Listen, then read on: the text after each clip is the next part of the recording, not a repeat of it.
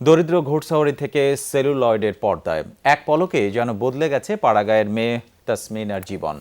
নওগাঁর ষষ্ঠ শ্রেণীর এই ছাত্রীকে নিয়ে নির্মিত প্রামাণ্যচিত্র অশ্বারোহী তাসমিনা সম্প্রতি প্রদর্শিত হয়েছে গ্রিসের অলিম্পিয়া ফিল্ম ফেস্টিভ্যালে। চিত্র পরিচালক ফরিদুর রেজা নির্মিত 6 মিনিটের সেই ছবিটি পাল্টে দিয়েছে তাসমিনার জীবন। তারপর থেকে ঘোড়দৌড় প্রতিযোগিতার শত শিরোপা বিজয়ের স্বপ্ন ডানা মেলতে শুরু করেছে। অজ পাড়াগাঁয়ের মেয়ে তাসমিনা হঠাৎ করেই বিশ্ব দরবারে। নওগাঁর ধামইরহাটে সব জল্পনা কেন্দ্রেও এই শিশুকন্যা। কদিন আগেই তার জীবন উপজীব্য করে নির্মিত চলচ্চিত্র গ্রিসে অলিম্পিয়া ফিল্ম ফেস্টিভ্যালে প্রদর্শিত হয়েছে। তাই সবখানেই তাসমিনার কদর। আমাকে ভালো লাগে, আমি ঘোড়া খেলা ছাড়ব না। ষষ্ঠ শ্রেণীর ছাত্রী তাসমিনার গল্পটা শুরু ঘোড়ার পিঠ থেকে।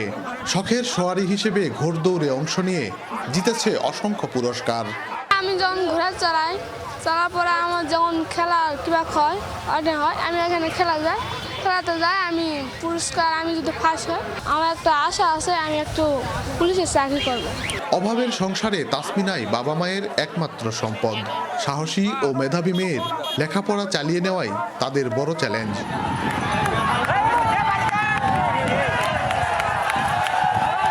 লেখাপড়া করাবো, বড় পদে নিয়ে যাবো।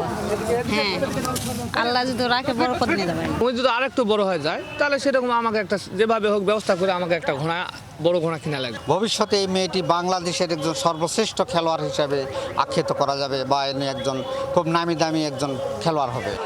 স্বজন আর গ্রামবাসীর বিশ্বাস, সঠিক পরিচর্যা আর প্রশিক্ষণ পেলে বিশ্বমানের প্রতিযোগিতায় দেশের জন্য সুনাম বয়ে আনতে পারবে তাসমিনা।